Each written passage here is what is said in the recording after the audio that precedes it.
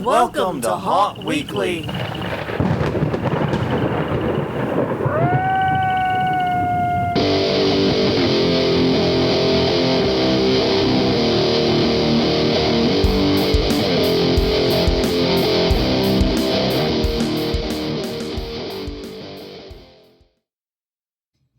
Hello, everyone. I'm Jonathan. I'm Crystal. And this is Haunt Weekly, a weekly podcast for the haunted attraction, haunted entertainment community. Whether you're an actor, owner, or just plain aficionado, we aim to be a podcast for you.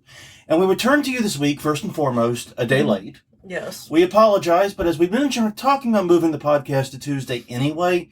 But this time around, it's illness. Yeah, it's been that way for a little while. Yeah, there's been illness in the house. It's been manifesting in different ways, though it's head coldy. So everyone feels a little dumb, a little headachy, a little body achy, a lot tired.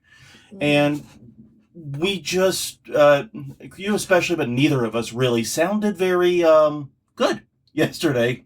Yeah. So we were very excited about this topic. Well, and I couldn't hold a thought for more than like a couple of seconds. So what else is new? Yeah, exactly. For evidence of this, just go back to our last episodes of Haunt Weekly at hauntweekly.com. Haunt Weekly on Facebook, Haunt Weekly on Twitter, and also wherever you get your podcast from. Oh, youtube.com/Haunt Weekly, wherever you get your podcast from. My rhythm got screwed up there. I know. But yes, indeed. This week we're talking about a new fascination we've had in this house. A new video game just released this week. So check it out on Steam if what we talk about sounds interesting to you. The game is called Crime Scene Cleaner. We're going to get into what the game is and why haunters might really want to study and pay attention to this game. Because for basically a $20 game, I think it's on sale now for like $18. It's a few dollars off for like its new release sale or whatever, right? Yeah. It packs some very interesting design choices and elements in. And I'm looking forward to talking about them. Let's see, other than being late, we don't have a housekeeping note. Work we did for the haunt, illness and heat have prevented that. The one thing we did do is we swung by Spirit. Yeah. Our local Spirit, like our actual closest Spirit opened right around my birthday on mid-August. Yeah. And we swung by. Yeah, usually it's not until like mid-September, or Labor Day, or a week or two into September. It's like a month early. I was really kind of floored to see that this one opened when it did. I guess it's because everybody's opening on September 13th. I figure the reason was this Spirit is in the same parking lot, the same shopping center as a Home Depot. And Home Depot does not have their Halloween stuff out yet. At least ours doesn't. Ours doesn't. Check your local blah, blah, blah. Well, your mileage may vary. Blah-blah-blah-doo, Scooby-Doo. Yeah. Go figure that out on your own time. But yeah, ours has not put it out yet. So it's literally the first opportunity to buy Halloween stuff. And just to give you an idea how it went, we walked to the store. We ran into some old friends and actors from the haunt who have, and their kids and their family. We got to talk with them and chat with them some. Roamed around the store for a good 30, 45 minutes or so. Yeah. And bought absolutely not a goddamn thing. Yeah. Walked out completely fucking empty-handed. And I think part of my problem is, they didn't have the store fully set up, I don't think. So I'm going to be a little unfair here with that. But the other element of it is, it seems like every year I go to Spirit, the props, especially the animatronics, get more expensive but look cheaper.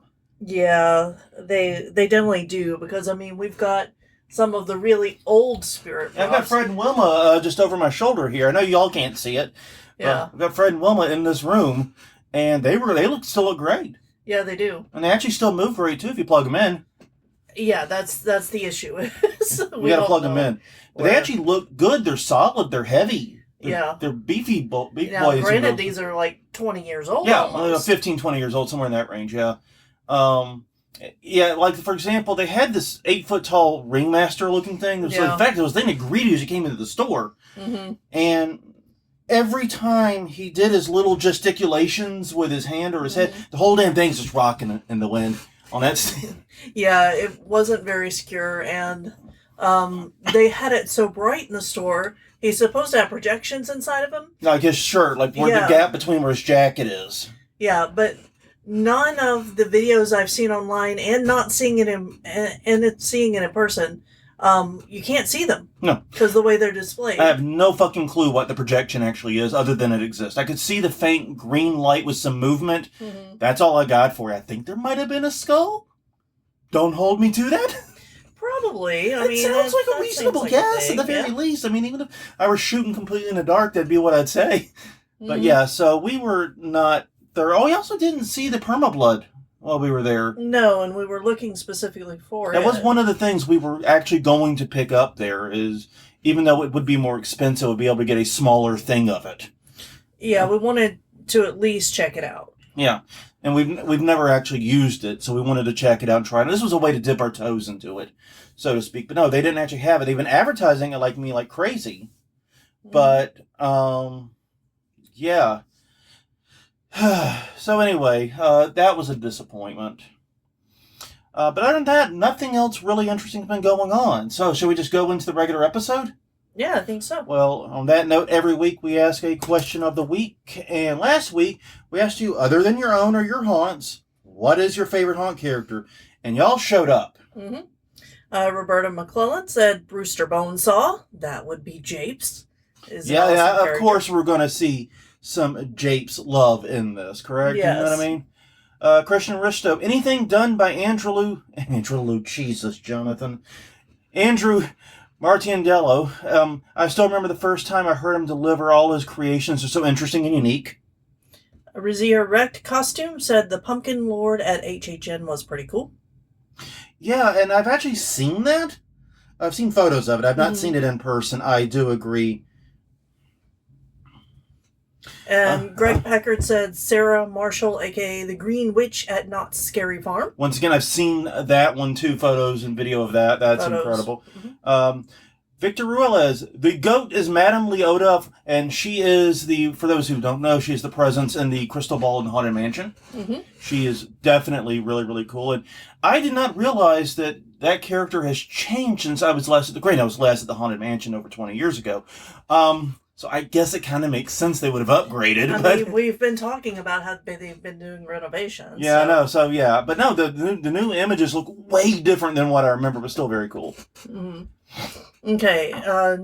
Jeremy Bax says, I liked Fluffy from Statesville Hell's Gate. Fluffy is very cool. Seen on Days of the Living Dead, Flinch and Terrors from Fear Farm, and both I've never seen in person, but love their videos. Okay. Had to check out Flinch and Tremors then. Yeah, we actually have seen Fluffy. Mm-hmm. We've been lucky enough to actually see Fluffy in person, and yeah, definitely incredible. But Flinch and Tremors, yeah, I got to find out what's up with even the fearful, anyways, Sean Finner said Warden's Widow. Mm-hmm. And finally for this week, Cliff Churchwell said Carl Cleaver. All great names. So yeah. This week's question of the week, tangentially related to this week's episode. What video game would you recommend to haunters? Specifically, what video game think would make someone a better haunter if they played it? Let us know. HauntWeekly.com, HauntWeekly on Twitter /X, HauntWeekly on Facebook, and YouTube.com/HauntWeekly. You can leave a comment. You can send us an email. Let us know all the places that we exist. Yes, and I know that this is a question that we ask every time we do a video one. But so, if you gave us an answer last time. Yeah. Try to pick something different. Yeah. We're also, because the reason we're doing this is we actually have an idea for the next game we want to cover. Yes. I believe I see you playing it right now. It is an idle game, which is unusual for us to cover. Yes, but we will be doing that soon. I've got to start it. Yeah. But regardless, so we do have a game we're going to be talking about soon, but we're looking for suggestions. We really do enjoy covering video games, even though, like I've said before, we had that one episode where we got all the way to the very end and then couldn't do the video game because the publisher was dicey. Yeah, now we look beforehand. Yeah, now we changed the order up a little bit. And yeah, but anyways, so the news here is the birthday weekend is done. I had a great time. I drank way too much. I'm going to need the rest of the month, possibly a year, to recover. Between that and this fucking head cold. Yeah. Well, now I'm pretty sure I'm just being bit by the head cold. It's a little too late in the game. Yeah, I'm just going to say, you guys, getting old sucks. But yeah, basically one thing I picked up over my birthday weekend as a little treat to myself was a newly released game called Crime Scene Cleaner. Now, I'd originally seen this on the Miniaturiner YouTube channel back in April. Mm-hmm. He covered the demo. The demo is oddly the 4th level. Oh, weird. It's the one with the big pool and the mansion inside? Yeah. Yeah, it's that one. It's not the 1st level, which is exactly what you would think it would be, right? It's not. It's just weird. I guess they just let the demo out to reviewers be a more full level. Yeah, the first level is pretty short. Yeah, but the 2nd level would have worked too, I think. Yeah. But I think that was probably the level they had done first, was what likely happened. They probably didn't finish the levels in order. But anyways, I watched him play it. I thought it was interesting because I'm kind of a weird junkie for clean games for some reason. Yeah, I was going to bring that up because it's not in the notes. Oh yeah, I forgot to put that in. No, I have played Power Wash Simulator an incredible amount, which I know you do not like. Yeah.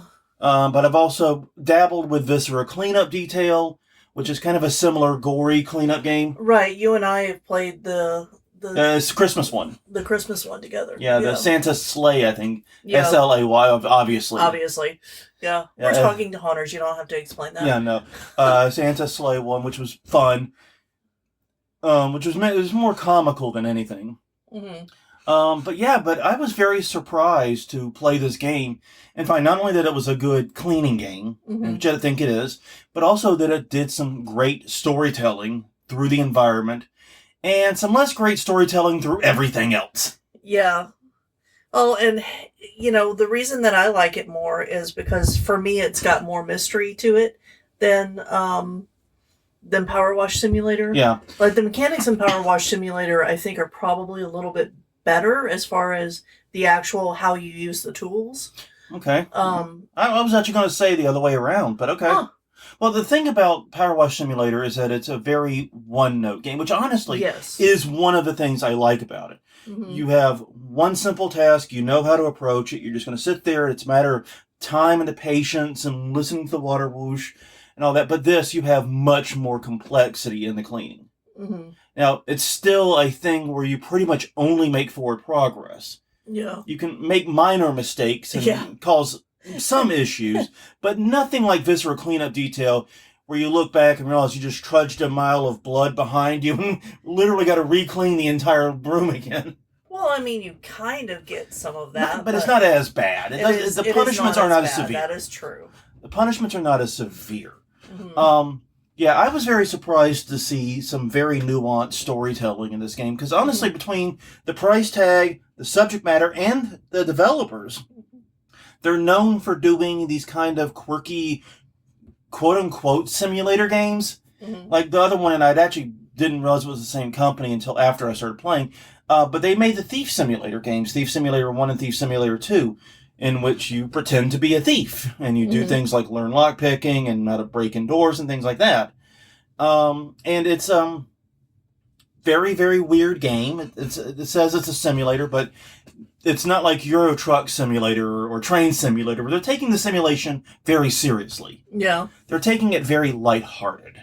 It's meant to be kind of a very loose simulator. So I think that's one of the other things I enjoy, because I really do not enjoy hardcore simulators. Mm-hmm. I find if, I wanted to play, truck simulator like that, I would just go get my Class D license and get paid for it. Yeah. You know what I mean? Yeah, I don't do a lot of that either. I mean, I probably will never be an engineer on a train, so Train Simulator might be worth something, but even that, I honestly, the only reason I had forever having toy trains was to do the Gomez thing and make them crash into each other, so I probably shouldn't be trusted with the Train Simulator either. No. But anyways, the basics of the game real fast. Mm-hmm. You are playing the role of Kowalski.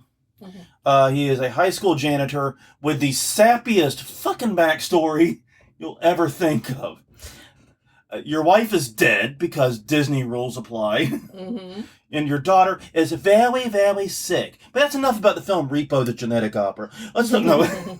No, seriously. But no, your wife is dead and your daughter is very sick. Yeah, and your daughter is away at a school. School/hospital, healthcare facility thing. Yeah. So she's not there. It's just you and your dog. And it is the cutest foofy dog. Yeah. Oh my God, the dog Dexter's so cute. Yes, and you can tell Dexter all about your adventures. And how horrible you are. And not have to worry about your daughter, walking in and seeing you covered in blood or something. Yeah, exactly. So basically, the whole story starts when a friend of yours claims to have killed his drug dealer in self-defense and offers you a shit ton of money to help him clean it up. Mm-hmm. So you go in the first level, which we'll be talking about in more detail in a minute. You go to this very shady apartment. You help him clean up the mess, and from there you get hooked up with the mafia, who has you clean up an escalating series of murders or violent incidents. Yeah. And well, that escalated quickly is a very, very apropos sentence. Yeah, and they make it pretty clear that you don't have much choice other than to work for them. Yeah. Like, they're going to pay you well, but you got to do the stuff. And one of the things I did find kind of funny about the game was, because when you're in the house, you can see your daughter's medical bills there on the table and read them. And I'm like, I made more than this in 2 levels. Fuck this. I'm done. Yeah. Literally, it's like, because, like the 3rd level or something, I banked like $20,000. Mm-hmm. I'm like, well, that's that bill. Mm-hmm. My daughter's getting cured. No. So anyways, the story has 9 levels from there. I would say if you're very thorough, like I am, it's going to be between 15 and 20 hours of content. If you're less thorough, probably about 10. Yeah, they take me 1 to 1.5 hours generally. Yeah, and there's the last 2 levels took me about 2 to 2.5. So you probably would say 15, 20 hours is a good estimate if you're a very thorough person. Yeah, and I probably will be replaying some of the levels. Oh, I know, I'm going to. Because 100% the game. I mean, now that I've got all the unlocks, Mm-hmm. I can complete the first level in under 20 minutes. Oh, that's nice. So it's like, oh, Terra, I'm like super cleaner now. I'm going ninja cleaner. But yeah, the idea is, like I said, simple. You arrive at a brutal murder. Your job is to clean it up. That's 5 different elements. One is mopping up blood, every haunter's favorite. Yeah. Collecting trash, replacing furniture, disposing of bodies, and collecting evidence for disposal. Mm-hmm. Of course, you also get to steal valuables while you're there, because what's another crime? Exactly. You're already doing 1. And oftentimes, as you'll find, you will double the amount you make through stealing. And the money you make doesn't go to your sick daughter. It goes to for upgrades to your stuff so you can be more effective at cleaning up the mafia's mess next time. Yeah. I wish I were making that one up. Yes, but you are not. Because if it was just for the sick daughter, you would be done in like 5 minutes. the first level, Yeah. All right. So speaking of the first level, basically, well, he told you that your friend calls you and that you've got to go clean up his drug dealer's apartment. Not his apartment, his drug dealer's apartment. Yeah. And you start the level outside a very sketchy, in fact, they call it this sketchy building. Mm-hmm. You start outside a sketchy building. Now, we're going to ignore all secrets in this run-through. Yes, because there are secrets in the game. Yeah. And that is something that it's better to know going into the game than it is to find out at the end of the first level. Yeah, that's what happened to me. Yeah. I did not realize there were secrets. I did the very bestest boy, goodest job I could on the first level. And then the game's like, you didn't find any secrets. I'm like, what the fuck? Yeah. So yeah, I went back and I played it again to get the 20-minute time, and I still didn't find all the fucking secrets even. Yeah, I found 1 secret on my first playthrough, but that's because if there's a way to go, I'm going to go explore I found it. 2, and that was better. Yeah. Significant improvement. But anyway, so you go up this very trashy, tragically bad stairwell that looks more like a condemned building than anything someone would live in. And then you enter into a relatively nice apartment, actually. Yeah. Which is just weird. That is weird. It was weird because at the bottom of the stairwell, there's like trash everywhere and it's very dimly lit. And you get up to the top of the stairwell and there's like living plants and little pots. And pretty brickwork and yeah. And a nice table, nice furniture. You could tell that people were playing a game at the table too. Yeah. Weren't they playing poker or something? It was some card game. Yeah. It was a card game. I don't know enough about card games to help you beyond that. But no, the first room, and that's one of the things I really want to harp on with this game, was normal. Yeah. Completely normal. Nothing happened in that first room. It looked like just a normal foyer / dining area / kitchen table setup. Like I said, where people are just sitting around playing a game. Nothing out of the ordinary. You have to actually go around a right-hand turn to look into the main living room, and then you'll see there is some blood, but it's not the craziest amount of blood, especially you'll see in this game, but you'll see all the furniture yeeted everywhere. Yeah. The furniture has been scattered to the four corners of the earth. Yeah, so you've got to make sure it's clean and put it back. That was something that I was annoyed by, is that I couldn't move it closer to back in place without cleaning it first. Yeah, a lot of the furniture you can't do that with. Some of the items you can. Sometimes you can pick up yourself. It's a weird. Yeah. It's tough to explain. It's just something you'll have to experience in the game. But yes, general rule: you have to clean before you can return. Yep. Or clean before you can even move, which was frustrating for some items, because some items, the last bit of blood or last bit of schmozz or whatever was in an impossible place to get without moving it. Yeah. Anyway, so yeah, you put that room back into place, then you look into the kitchen, and that's where the murder took place. Mm-hmm. Or the murder, I should say, you know about. At this point, At this point. Because what you see is a dead drug dealer with a knife not in his front. Yeah, this was not self-defense. This guy was stabbed in the fucking back. Mm-hmm. And there is blood everywhere and a corpse. And so one of your first challenges is figuring out how to get said corpse down to your truck. Mm-hmm. And I will say that the corpse physics are fucking hilarious. They are. It's just so hilarious because I like trying to yeet the corpse from the window into the truck. From the second Me too. window. Never got it. Never. I got some of the trash bags, though. Yeah. I got trash bags, but never a corpse. Mm-hmm. They're too heavy. I think they are. They're too heavy, and they're too the power. And those are fucking magical trash bags because they hold everything. They hold both everything and nothing. Yeah. Like sometimes they'll be full after with 8 bullet cases, and sometimes they'll hold a whole table. They'll hold a whole fucking room worth of bullshit and vases. Yeah. So yeah, I don't fucking know. But anyway, so yeah, clearly he was trying to escape when he got stabbed. And so that's pretty telling right there. Because he's like, oh yeah, I had to kill him. He was going to kill me. Bullshit, Tyler. No. Bullshit. We're on to you. So anyways, you clean all that up. And in the little pantry behind the kitchen, that's where you get your money. Get a few other things. And then you look up and you notice there's blood on the floor in the pantry. Yeah. Which is weird, right? No one died in there. Everything else looks normal. No furniture's been kicked around. Nothing looks out of place. There's just a blood. And then you notice there's a drip of blood from the attic stairs. So you pull the attic stairs down, and then immediately a corpse tumbles down on top of you. Yeah. And then you learn the real dark secret of this place. Yeah, and the real reason that your friend wanted you to clean it up. It's not really a friend at this point. Yeah, no, we keep calling him a friend when, he lied about the self-defense thing plainly. Yeah. I mean, I notice he doesn't bring that up. And none of this is this is all told through the visuals in the game. Nothing really is spoken here. And we're only going to talk about the first level. Really the first level. Yeah. Which honestly, you can watch on Many a True Nerd. Once again, he did a playthrough of that when he picked the game back up after release. But then you find out that our drug dealer was doing a little more than dealing drugs.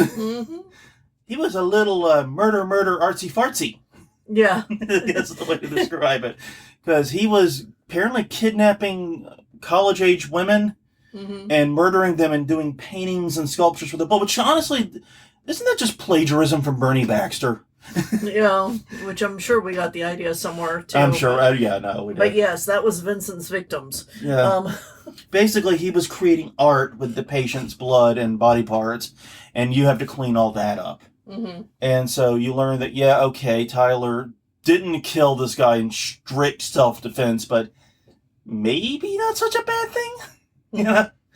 And then you clean that up, and then you're done. That's the level. Hope you found all the secrets and stole lots of shit. Yeah. So there is lots of shit to steal. And that is such a great example of storytelling through the environment. Because like I said, this is all environmental. Yeah. If you weren't paying attention, you're not going to get any of what we just said. And like the first thing I picked up was that most of the levels in the game start completely normal. You're either beginning in like an entranceway or an outside garden path, or in, like I said, that foyer first room where nothing looks amiss. Yeah. Nothing's wrong. And then there's a gradual escalation of things getting more and more and more and more fucked up as you go into it, as you start to learn how things progress in the space. The story has a natural progression as you walk through it. It's an incredible thing, and I wish more haunts did it, because so few haunts have spaces that just look normal. Wouldn't it be trippy if you went into the first room of a haunted house and it was just some dude's living room? Yeah. Looking at you, Raven's granted. Well, I mean, okay, that is not just some dude's living room. It is not. That is the worst example of that. But no, I mean, there's not enough normalcy in haunts, so that way it never gets worse gradually. There's no deepening of the story that way.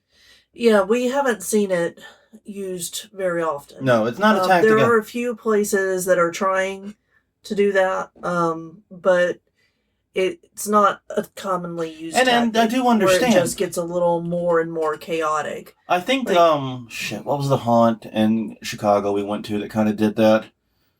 One with Willow's name. It's going to hit me in a minute. No, it won't, because you remember Willow and we never remember the name of the haunt.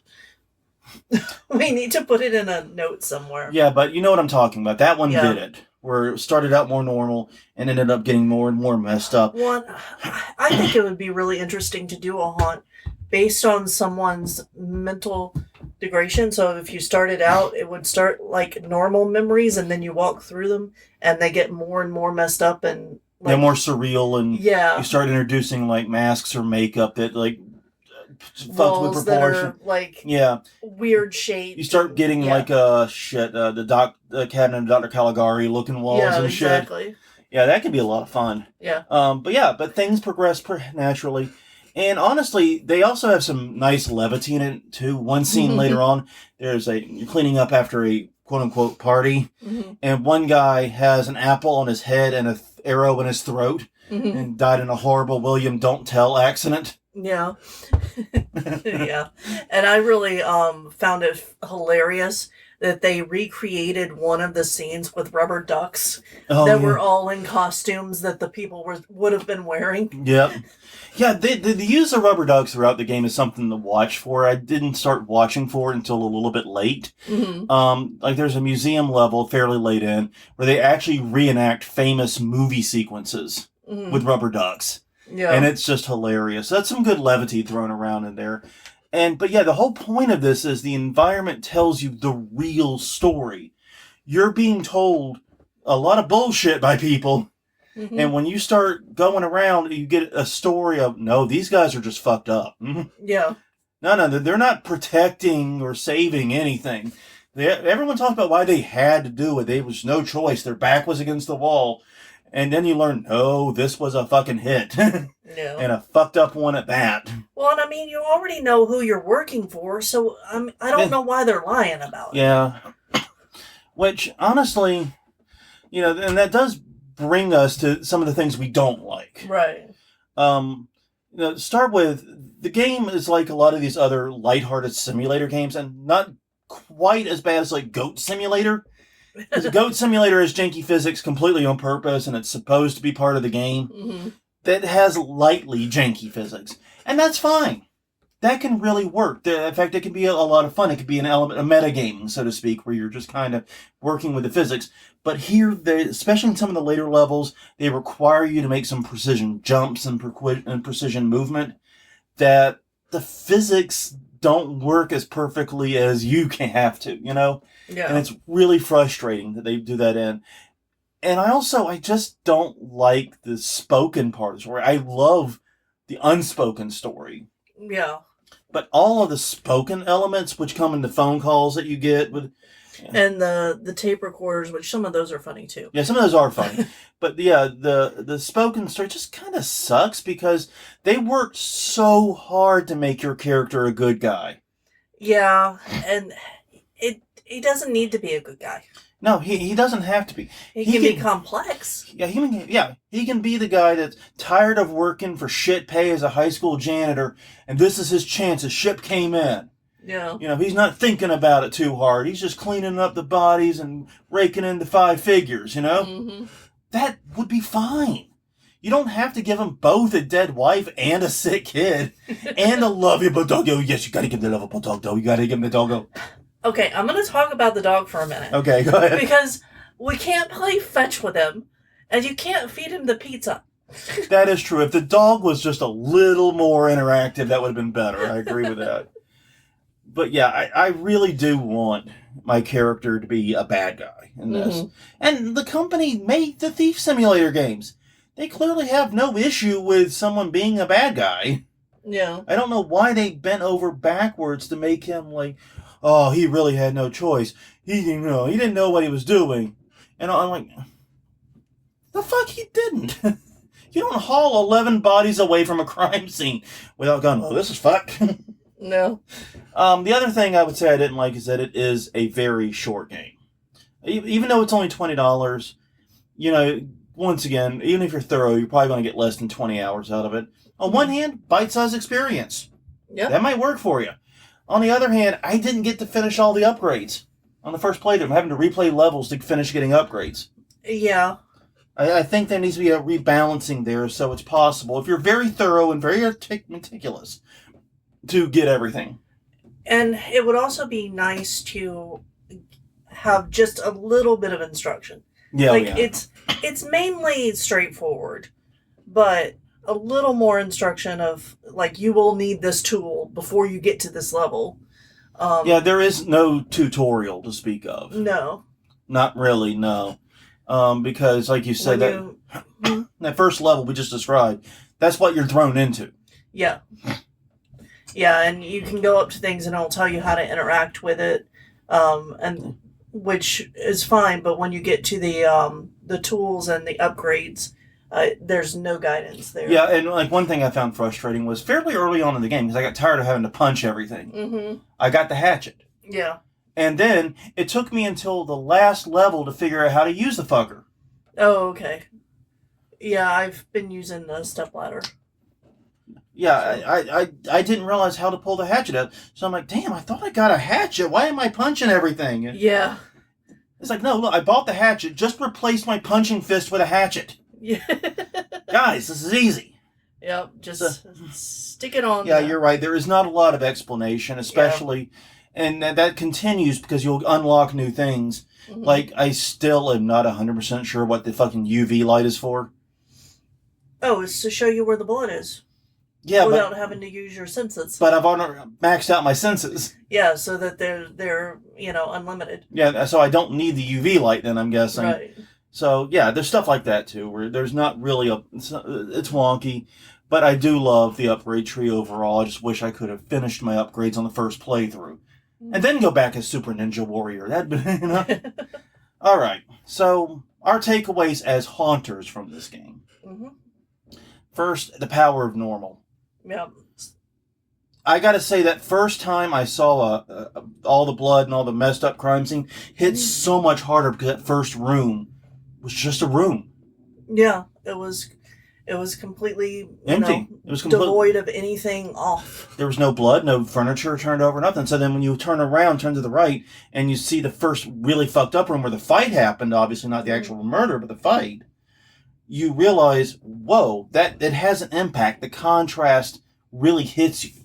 And so having spaces, or a space at least that's normal, can make the horror rooms really pop out more. And they also did a lot with color, I noticed. I don't know if that's something we talk about deeper down. But that was something I found interesting, was in most spaces, emphasis on most, they worked hard to make the blood pop by putting it on colors that contrast with it. Yeah. So it was very striking. Like, there's one room that's in the museum that's all yellow. Okay. And so that blood just shines. Well, and in the spa, it's like Moroccan tile. Yeah, that teal blue-green tile. Yeah. So, yeah. Well, and sometimes the patterns on the wall, though, actually make it harder to find. Yeah. But it is nice. They do, in general, a good job of making it easy to see the blood, which is not something that happens consistently like Power Wash Simulator and things like that, where it can be very hard to see what the fuck you're supposed to clean. Mm-hmm. They do a better job, if not a perfect job. Mm-hmm. Second item. Make sure that the decorations makes sense to tell the story. Yeah. Like there's often an older person in some of the houses, Mm-hmm. and they are in love with their pet. And it is very obvious from that, but it wouldn't make sense to have like a dog bowl in a cat lady's home. Yeah. Or statues of cats everywhere in a dog person's home. You know? Yeah. So that's just a simple example that you can see in it. Yeah, and the furniture and everything that's in the space belongs in that space. Yeah, it totally makes sense. When you do, like, the Italian restaurant one that comes up, it's filled with the exact type of stuff you would expect to see in an Italian restaurant. It's filled with booths. It's filled with things like, the what the hell do they call it? The serving trays. Yeah. Stuff like that. It makes a lot of sense how it's all put together. A pizza oven. The pizza oven. And everything that is bloodied or scattered is bloodied or scattered in a way that tells the story of what happened there. Yeah. Like going back to that first level, that first room, you can tell that there was a physical fight there. Because it's obviously started near the couch, and then when it broke up, the coffee table went that way, the chairs went the other way, the lamp went... Well, and one of the other things is that usually the blood splatters and the amount of blood makes sense to the murder weapon, which you do collect because it's part of the evidence that you collect. I mean, obviously they do have to exaggerate it some. Yeah. Because you need enough to clean to really justify the game. But, yeah, relatively speaking, it makes sense. Because, like, going back to that first room again, the first room where the fight happened had a good amount of blood, but not nearly as much as the next room where the actual murder took place. Right. You could see that there was a fight, there was a conflict, and that blood was spilled. But then the real pool of blood, the real fucking mess, is in the next room right near the doorway to the pantry. Right. And also the direction of the blood with the way that the bodies were killed makes sense. Yeah, you see the trail that led to where the body landed eventually. Yeah, and if somebody, in the first one there's someone strung up and the blood is at the feet instead of on the ceiling, and if somebody's shot in the game, then there's like a blood splatter pattern behind where they were killed. As well as a pool where they landed and continue to bleed out. Exactly. So, like, the blood patterns make sense, too. Yeah, and it reminded me a little, bit of the early seasons of Dexter, where they used to talk way more about blood splatter analysis and how you got blood from A to B. I can tell the developers of the game probably were fans of the early seasons, too. Yeah. Because they did a lot of the same kind of thinking. The third thing, gore does not make things scarier. No. For everything we said, you're probably assuming that this is a ridiculously gory game. And yeah, there's a lot of blood, but all the bodies are intact. Yeah. They're not like intestines hanging out and things like that. It's not particularly gory. No, there's like starting of bruising and things like that, like you would expect from somebody who's been in a punching fight. Yeah. But it's not gory by any stretch of the imagination. It's bloody, but not gory. No. And that really didn't impact anything. Like, it would not have been any scarier or any more impactful if the bodies had been mutilated. No. In fact, it would just been more frustrating because, god damn it, now I gotta pick up 5 things from this motherfucker. Yeah, exactly. I mean, like I said, I love my janky body physics. Like I said, the janky physics were fun when it was things like trying to yeet a body into a truck downstairs. But it was not nearly as fun when you're trying to do precision jumps on pipes or something. Yeah. Or just putting the body actually into the truck. For me, it was... always fun, yeah. Well, no, it was frustrating because at points when you're doing a bigger job, it gets full. And so you have to, like, you can't just sit it on the tailgate or something. Yeah. You have to get it further into the truck. I will say, I prefer the levels where they let you have the little yellow container. Yeah, me too. Because you just set it on top of that and walk away. As long as it got onto the blue thing, you were fine. You're fine. I think that was a fairer way to handle it in general. Yeah. But yeah, like I learned, one of the things I learned was to, if I had to use the truck, lower the tailgate immediately after you arrive. And that way you can kind of like, do like a free throw shot with the bodies to get them into the bag. Yeah. So, yeah, janky physics still. Okay, number 4. Number 4 is having an objective in mind.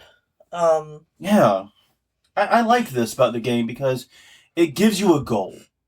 You have an objective. This is your expectations. You're expected to do these things. Yeah. You have something you're supposed to be looking for, seeking, doing, and it gives the brain something to process in the background. And that way, whenever like that body came tumbling down the attic stairs, like, dude, fucking shit, what the hell? Wasn't expecting this. This wasn't on my list.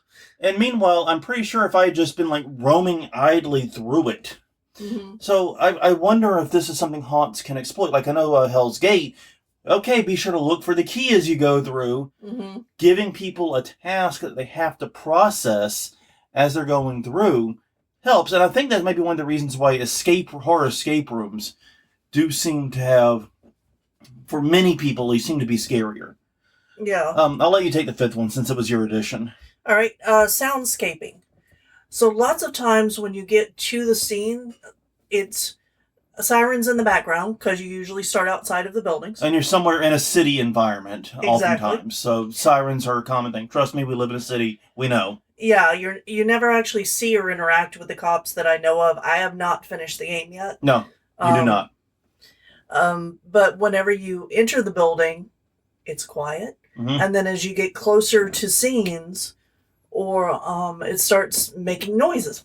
You start hearing music, or you start hearing drips, or yeah, and everything touches. Makes sense to what you're seeing. And the sound does the same thing that the scenery does, with that crescendo up to whatever you're meant to be startled or surprised by. Exactly. And it all ties together pretty perfectly. Mm-hmm. It's a very limited sound design game, I think.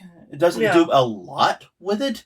No. But what it does do, it does exactly the amount that's necessary. Yeah, and I think that if you look at the sound as clues to what's going on, then it does that very well. Yeah, I agree. And like, if you dribble a basketball, it makes the noise of the basketball hitting the ground. And yes, at some point in the game, do please make a basket in one of the mini basketball hoops in the game. Mm-hmm. You do get an achievement for it. Yeah. And it's not that difficult, but it is fun. But yeah, I do agree. The sound design of the game is not a lot, but it's the correct amount. Yeah. And whenever it is present, it has a reason to be there, and that reason is serving the function of the startle that's coming. Mm-hmm. It's a great escalation. It's a great additional means to escalate as the game's moving on. And the 6th thing is lighting. Mm-hmm. There's a lot of variability in the lighting. There is. That's one of the things I noticed very quickly, especially in the first 2 levels. Like I said, because the second level is a spa scene, which we have not told any secrets of. No. And will not. But no, basically, these are 2 rooms that should be bright. Right. I mean, it makes sense. Because if you're inside, somebody's house, and they were sitting in there watching TV or whatever, the lights are going to be on. The sun, and then in the case of the first one, the sun was up. It was actually a daytime thing. Yeah. We had bright, beautiful sunlight. I don't know how anyone didn't notice us yeeting corpses out of a window. I don't know either, because there was a lot of, Yeah, I get this is a sketchy neighborhood, but I'm pretty sure someone had to go, that ain't right. No. You know what I mean? What's that fucking guy doing up there? But still, the point being, like, the game is not scared to use variable levels of brightness. Mm-hmm. Some of the scenes, when it makes sense, are very bright. And they still manage to surprise and sort of. One of the things I like about the second one, like the spa one, was the entranceway, once again, normal. Mm-hmm. Nothing really happening there. But then you look into the main area, that's where the fucked up shit is. Well, yeah, because you go towards the entrance doors. Yeah. Because it's a lobby, and then it's the entrance into the spa. Yeah, and the lobby is normal. Totally normal. Completely clean. Nothing happened. Yeah. And then the doors have blood on them. Yeah. You're like, that's where I need to go. But you can't just get in there. Exactly. But that's, where the goal is because of the decorations and how the lighting's used. And I did love the contrast between the brightly lit areas in that one and like the tanning salon room. Yeah. Was very, very dark. Duh. I mean, it makes sense, right? In fact, that was the only time I ever actually used the UV light was that room. Oh, okay. Yeah. And then you had the sauna room, which was also medium, Mm-hmm. neither dark nor bright. But yeah, the game is not scared to have bright rooms where it fits the theming and fits the design. Yeah. And it still punches very, very well. And I think the variants of bright and dark work really well. And later on, you'll have similar instances. Like I said, the restaurant. The restaurant itself, very bright. The alley behind it, very dark. Yeah. The broken stairwells have broken lights that flicker. Yeah. And it's not an overpowering No. flicker, I don't think.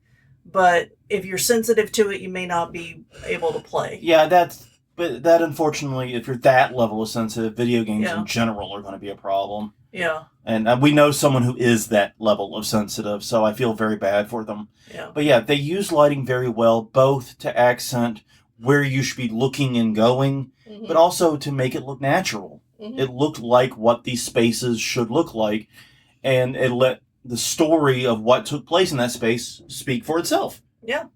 Oh no, I really enjoyed this game, and I do think it got me thinking about setting up design in a haunted attraction and how you can do more with quote-unquote normal. Mm-hmm. Because that ultimately is what a lot of this is about. These are normal places you've been to in your own head. You've been to Italian restaurants. You've been to warehouses. You've been to spas. You've been to regular apartments. You've been to these places. And so in that regard, these spaces will look familiar to you, but just with some really messed up shit happening in them. Yeah, and even if you haven't been to them, you've seen them on TV. You know? Yeah, you've seen them somewhere. Or heard about them. You've heard them described. Yeah. At the very least. Yeah, these are very normal, common places that you will recognize at least from somewhere. And the story of what happened in there is told through the environment, not so much through the heavy-handed means. And like I said, that's the only time I get really pissed off about the story. It's when the game starts strong-arming me into, I'm a good person. No, fuck that. You're taking 20 G's to clean up 5 murders. You're not a good person. Let me just be the badass cleaner. It's either that or I think they should have flipped the game and made it like Greg Davies the cleaner. Yeah. Where you show up after the police have done the investigation. Right. But then you wouldn't get to yeet bodies out of the window, so... I mean, you could. You just wouldn't have to worry about getting seen. I think the morgue was going to take those. Yeah. I think the police and or the coroner take those, not some guy that shows up in a hazmat suit in a pickup truck. That's probably true. Oh, on that note, everyone, thank you very much for joining us for the past half hour. Definitely check out this game. I think there's a lot to learn about haunt design and about how to design an environment where fucked up things happen. Mm-hmm. Please do check out other Haunt Weekly episodes. We're at hauntweekly.com, Haunt Weekly on Twitter /X, Haunt Weekly on Facebook, and youtube.com/Haunt Weekly's the YouTube channel. On that note, everyone, I'm Jonathan. I'm Crystal. And we'll see you all next week, hopefully clear-headed and back at 100%.